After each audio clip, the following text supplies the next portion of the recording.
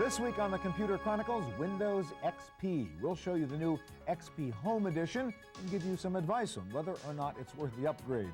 We'll roll out Windows XP Professional Edition and tell you what you get for the extra money. We'll take you to the lavish Windows XP launch party with Sting, Madonna, and Rudolph Giuliani. There's also a brand new version of Internet Explorer, Release 6. We'll go through the new features for you. And not to be forgotten, Apple has a new version of its updated operating system for the Mac, OS 10.1. We'll show you what it can do. Plus my pick of the week, the pros and cons of the Xbox. Windows XP, IE6, and OS 10. All coming up next on the Computer Chronicles. Computer Chronicles is brought to you by the Oracle Small Business Suite, one completely integrated application that helps make it easier to run your business, including accounting, sales and service, your web presence, and more.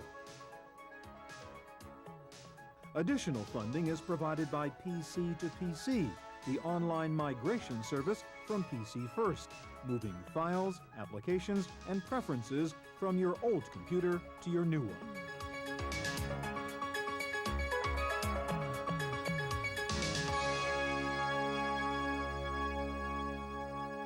Hi, and welcome to the Computer Chronicles. I'm Stewart Cheifet. Well, Microsoft is at it again with yet another new release of its Windows operating system in two versions, Windows XP Home and Windows XP Professional. And the question most Windows users are asking is it worth the money to upgrade? And that's the question we hope to answer for you this week. Here to start us out with a look at Windows XP Home Edition is Denny Arar, Senior Editor with PC World Magazine, and this is the magazine right here. In fact, this was your cover story on Windows XP. Should you upgrade? That's the question we're trying to get at. Let's start with some of the basics at home. First of all, slightly different graphics look on XP, right? Right. If you hit the Start panel, you'll notice right away, look, it has my name on it. Okay. And it's a square thing. It has a bunch of applications. These ones down here, they come in automatically. They reflect my usage. As I use an application frequently, it automatically appears. You might want to point with the cursor if you can so the audience can keep track of what you're doing. Yeah.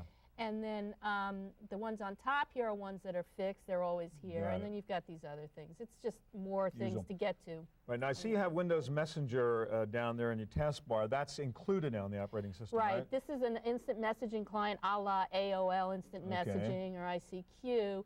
And it allows you, as you can with these other ones, to talk. It also has the ability, if you have webcams, to look at somebody else online over webcam. Okay, so instant messaging with video, etc. Right, and to chat, even you can do a voice call too as well. Yeah. So, and another thing it lets you do, which is really neat for somebody who maybe works with, if your mother or somebody like that is far away and needs help on the computer, it has the ability through this to initiate a request for help. Okay, Ask so for remote assistance. Yeah, and what that does is, if you follow through with it, it does take a little while to set up. So if your mom was having trouble with some problem on her computer, she had XP, you had XP, you both have Messenger, you could take control of her computer from the other side of the country. Once this is all set up, you can actually see the computer being manipulated by the person at the other end. And, it can be really helpful. Once again, this is a feature you could have gotten before from a third party, but now a lot of this is bundled inside the operating system. That's correct. That's correct. All right, now you showed before that when you opened the Start panel, it said Denny. Right. Well, let's talk about that. The fact is you can have separate user profiles running at the same time. Right. This is very new for Windows. What this is for is a home or a business where you've got several people using the same computer. And what this allows you to do is create profiles for each one to customize the computer to what they like. I have another person set up on here, switch user. And this is what you get when you boot up. And Christian, that's my husband, I would type his password in. And there are his settings, his different wallpaper, Now, and does it keep both applications running? Do you have to kill everything right for now, him to I remember I had a Windows Messenger running there. If I go back to switch user again. Now I want it back. Okay. See, it said I had one program running. Okay. So this is really useful. Yeah, so you can have multiple accounts also to go on at the same time. Right, and also you can limit, if you're, say I use this for my business, I don't want my kids messing around with it. I can give them limited access to various and again, another user can pop in, do something, get out, and you can go back to where your work was before. That's right. Very nice feature.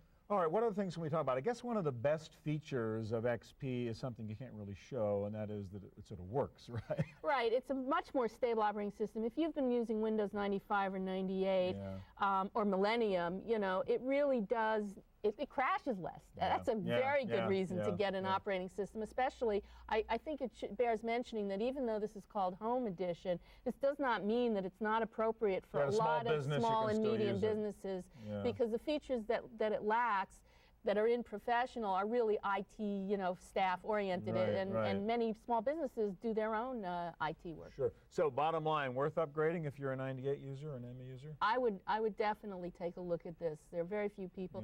The only stumbling block would be lack of support for your devices. You will want to check with your vendors of your scanners, of your printers, you know, to make sure that there's an XP driver, and they don't all offer them, so that can be an issue. Right, we're going to talk about that in a minute. Thanks so much, Denny.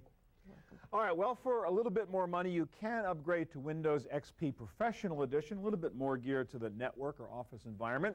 And here to help us evaluate XP Pro is Rob Enderle, who is Research Fellow and Vice President of the Gig Information Group. Well, you saw a little bit about what we did there with Denny on Home.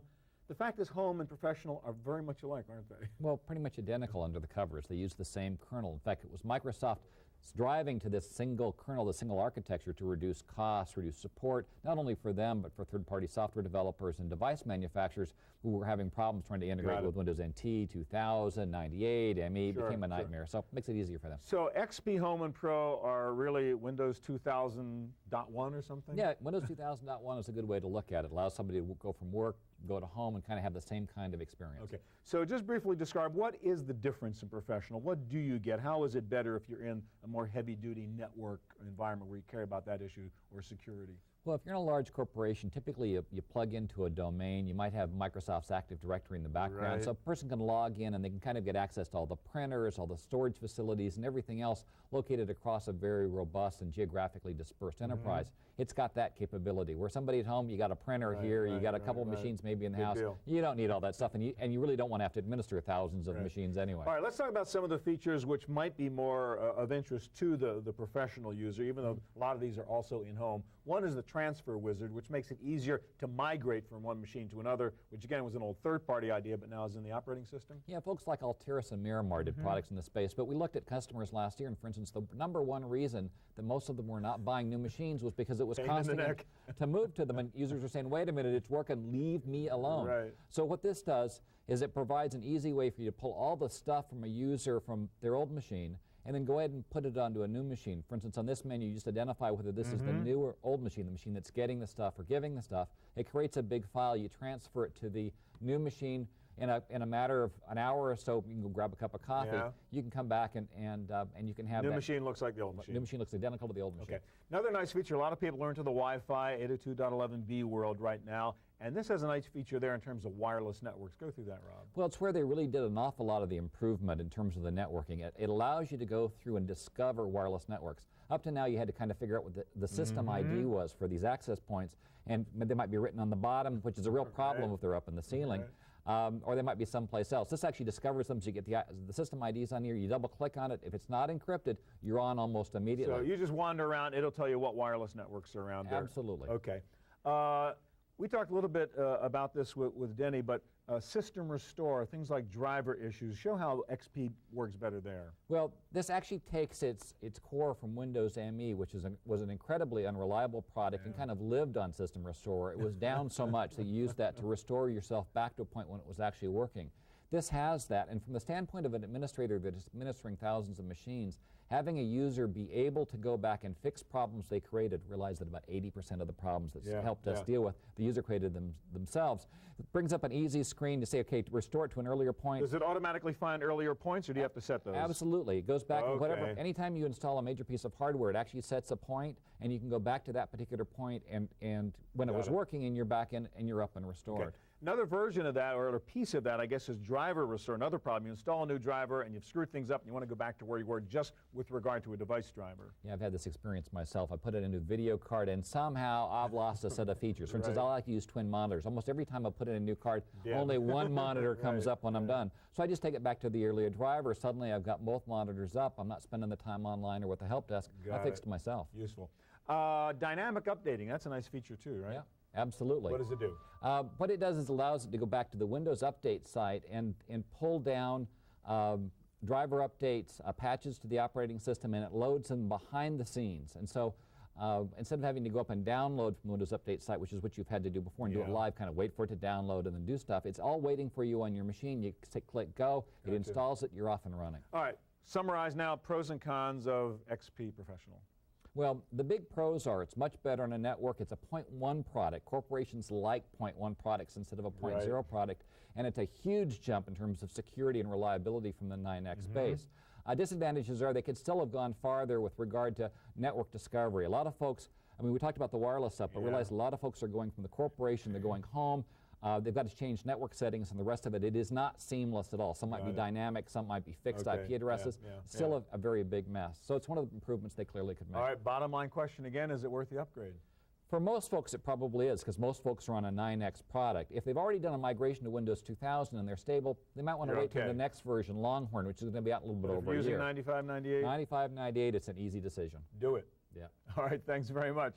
Well, when Microsoft launches a new product like Windows XP, it usually does it in a big way. This time they featured Madonna, Sting, New York Mayor Rudolph Giuliani, and of course Bill Gates. This is a milestone for PC users. People spend a lot of time in front of their PCs. We have over 400 million users who sit down and use Windows every single day. Gates chose New York for the U.S. launch of Windows XP, but that was just one part of a simultaneous worldwide launch, including major events in Seattle, London, England, Sao Paulo, Brazil, Cape Town, South Africa, and Sydney, Australia. But the New York launch was clearly the center of the XP universe. Mayor Rudolph Giuliani took part in the official launch, thanking Bill Gates for bringing the event to the Big Apple. I wish you the very best of luck with it, and I thank you and all of the other business leaders that are here for this launch of this new product, which really couldn't come at a better time for the city of New York. Thank you, Bill. Thank you. And Microsoft customers in New York were rewarded with autographed copies of XP as Gates and company visited a Manhattan CompUSA as part of the day-long launch celebration. Fun to see people here tonight. And just to make sure everyone paid attention to the Windows XP launch, Microsoft got Madonna to provide the music for the new XP TV commercial.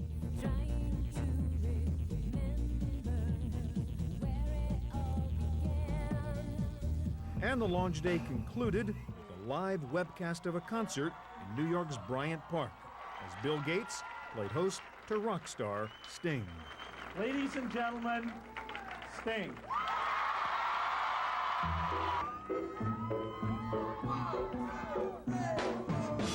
I don't drink coffee, I drink tea, my dear. I like my toast on one side. But you can hear it in my accent when I talk. I'm an Englishman in New York.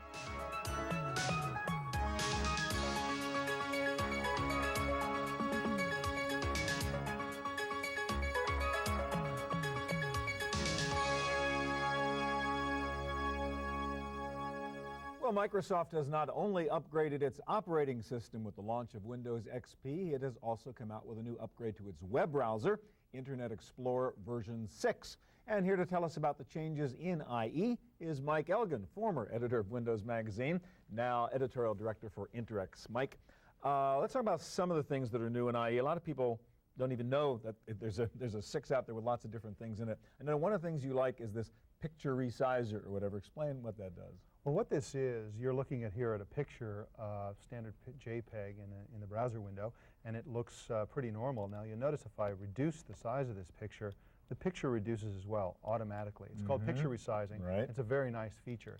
And in fact, when I click on this picture, I get a button down here that when I click on it, it gives me the real size of this picture, Which is is a humongo picture. It's huge. Now, this is what the old version of Internet Explorer would show you. Right, exactly. Click again, and then click on the button, and I'm down here. So that's a really nice feature. Okay. Okay, what else can we talk about? There's the media bar, which is kind of a cool way to interface with media stuff. That's right, and this is probably the biggest new feature in Internet Explorer 6. Now, by clicking on this button, you can toggle between media bar and no media bar, and what this allows you to do is listen to music. So everything's still going videos. over here on your browser and whatever That's site right. you're working on. And you can go anywhere you want, and there's a universal sort of CD player down here, and you can listen to music and watch movies and so on.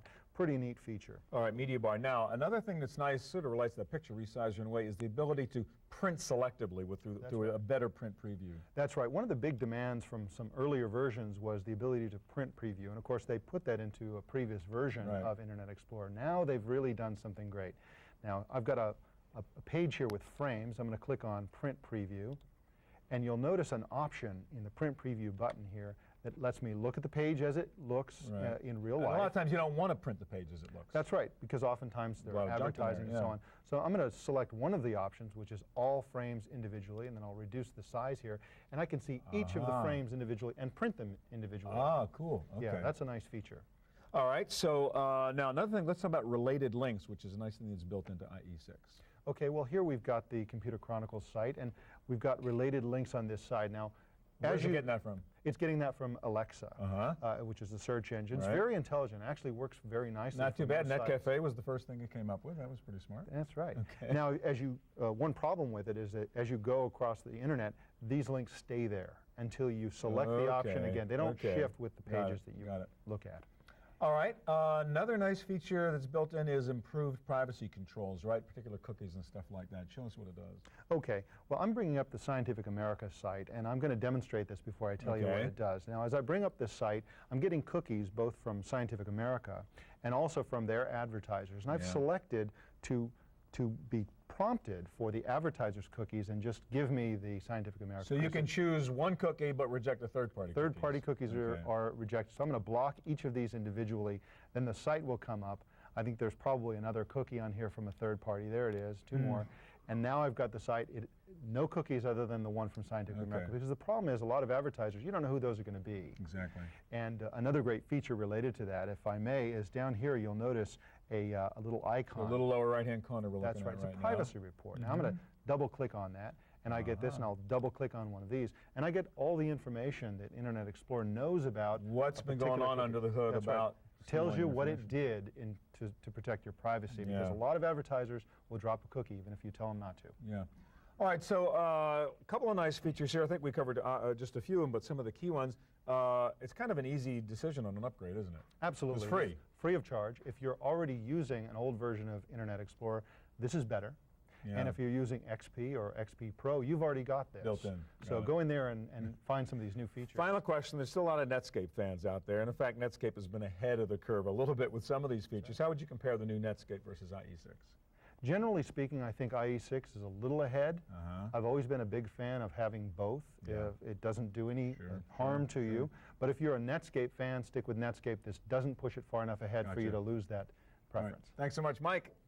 All right, well, there is another platform out there which many people love, including our director and producer, by the way. It's called the Macintosh.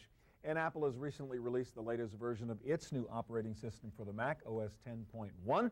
Here to show us its new features is Ken Bereskin of Apple. How you doing, Ken? Doing great, Stewart. And there's some lovely stuff inside OS 10 here. So let's start out basically with the user interface, which I guess you guys call Aqua, right? Absolutely. You know, after a very simple 15 or 20-minute upgrade, you can transform your Mac, and the first thing you see is the Aqua UI. Okay. Let's take a look at a couple simple things. I'll just open up an image. And one of the goals with Aqua is to just be as clean and as simple as possible. So here I have a window. You notice we're not using a lot of pixels to separate the window. We're instead using a beautifully cast drop shadow that gives it depth and dimension. Got it. If you resize the image, then the scroll bars appear so that you can manipulate the image, but if you don't need it, they all disappear. Okay. Now, Aqua, go ahead. Yeah, Aqua also uses transparency a lot. For example, if I pull down a menu, you can see through it. You can actually see the content of your document coming through. All the text is really finely anti-aliased to give you a very sharp, very readable UI as well. Nice. All right, so let's talk about the dock at the bottom and what you're doing there. Sure. So the dock is an important fixture of the Aqua user interface. It's the place that people go to access their most frequently used applications and documents and folders. So it's just one click to open up any of these applications. But it also has another great feature. If I click on our little minimize control featured in any window, it will minimize directly down onto the dock. A beautiful little animation that we call the Genie effect. And of course, all you need to do is click, and it zooms back up. We have a slow-mo, so we can show you you're really into this stuff. exactly how the algorithm works. It really gives a great association. Now, obviously, one of the cool things about the Mac and about OS X is its ability to handle digital applications. So let's take a look at some of those. iTunes is a hot one, obviously, and just show us a little bit how you do that in OS X. Oh, absolutely. People have a huge music collection and digital camcorders and digital cameras, and the Mac really is the center of that digital hub. An application like iTunes is really simple for managing and organizing your entire MP3 collection. So here's all my CDs that I've ripped into the MP3 format. You can scan through artists, different albums, and you can play it obviously directly on your Mac. Now you have your iPod here, so let's show everybody the iPod. I do. Turn it on, hold it up so we can all see it. And just using the FireWire connection that's built right in, you can connect it up to your Mac, and out of your Mac in less than into the 10 iPod. minutes, 1,000 songs from your music collection downloaded automatically onto your iMac, so you have 1,000 songs in your pocket. All right, show us real briefly iMovie, because obviously another really cool thing you can do in OS X. Of course, if you've got a digital camcorder, iMovie makes it really simple to grab the images, download into the computer, break them into clips, organize them into different segments, and we'll just play a resulting output. So here's a very simple kids shot with simple transitions, and this is perfect DV quality. You're not losing any resolution. So dump your DV camcorder into the Mac and go. So when you're finished, you can just output it back to the DV camera or VHS, or if you have a Mac with a super drive, you can actually write that out to a DVD and make it work on any consumer DVD player. Let's talk about digital photography. You got your digital camera. I think you have a Kodak or something over here. Got a mid-range Kodak consumer digital camera, and all I need to do is turn this on, and Mac OS X is going to detect it automatically. We have drivers for all the popular USB cameras. The image capture application starts up. There's a number of options, but most people just choose to download the images automatically. And we're now transferring over fast USB from the camera into my Mac. And it's building rich preview icons so that you can actually see your images before you open them. And it will open up the folder in the Finder, show you all those images automatically. And we've built in some great things as well. So you can like wallpaper these things or whatever? You can make it your desktop. And we also have a really great screensaver that's going to take all of these images out of your pictures folder and build this really beautiful presentation. It's using Hollywood effects. All right, only a little bit of time left, and I know there's so much to cover. First of all, the digital stuff is cool. A lot of people just want to work. And there is Office for the Mac. And just show us briefly what that looks like. Sure. Microsoft recently introduced Office version 10. They've really taken full maximum power of Mac OS X. Let me just open up a spreadsheet using Excel here. And you'll notice that the same graphic hues and tunes from the Aqua user interface are there. But it's been tweaked for the Mac OS? It certainly has. For example, if I edit a cell, you notice how the cell literally pops out of the screen. If I take a look at pie charts, beautiful use of graphics so that it's very finely anti-aliased, great quality. And if I go into a 3D chart, one of the challenges with 3D series charts is that one series can block the other. So let's just bring up our fill effects here. Use that transparency feature you showed and we're going to before? take advantage of that exact same transparency. We'll just set it to about 25 or 30%. Press OK, and now you can see the entire chart. All right, real quick, we're almost out of time. Show me the iBook and one cool thing you can do on the iBook. With Absolutely. We take a lot of pride in the fact that we design the entire thing for consumers, from the hardware to the operating system, a number of the key applications. And you can really see that on something like an iBook. So or open it up, and you notice that I open it up, and within go to a work. second, it's instant on. That's The great. user interface is there. Your wireless networking is all configured, and you're ready to go. Ken, thanks so much. It's my pleasure, Stuart. All right, that's our look at the new generation of operating system software, but don't go away. I'll be back in just a moment with my pick of the week, Microsoft's new hardware product, the Xbox.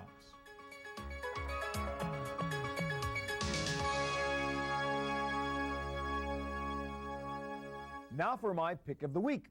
So far, we've seen what's new for Microsoft in software, but these days, Microsoft is also a hardware company, and its new baby is the Xbox, a powerful computer disguised as a game console. As a dedicated gaming platform, the early reviews from gamers are mixed at best. But remember, you can only judge a game console by the games, and I think in the rush to get the Xbox out before Christmas, probably not enough attention was paid to developing the new games that would really make it shine. So the Xbox is not immediately apparently superior to the PS2 or the GameCube, but it has the potential to be. Just look at the specs. A 733 megahertz Pentium 3, a 250 megahertz custom graphics chip, 64 megs of RAM, an 8 gig hard drive for saving games, plus it comes with a 10100 Ethernet port, and it can handle 256 separate audio channels with full 6-channel 3D audio in Dolby Digital. This is a pretty hefty computer.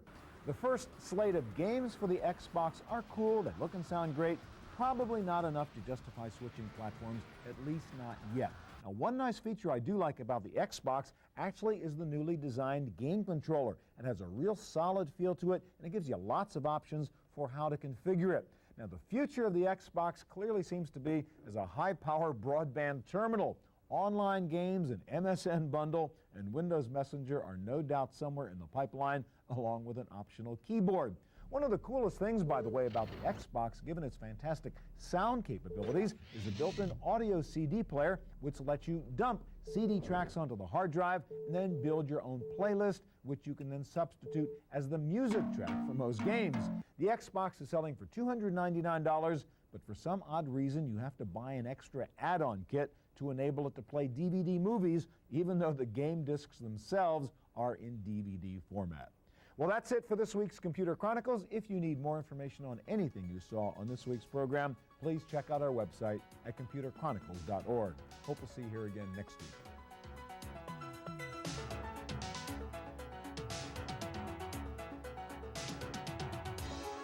Computer Chronicles is brought to you by the Oracle Small Business Suite, one completely integrated application that helps make it easier to run your business, including accounting, sales and service, your web presence, and more.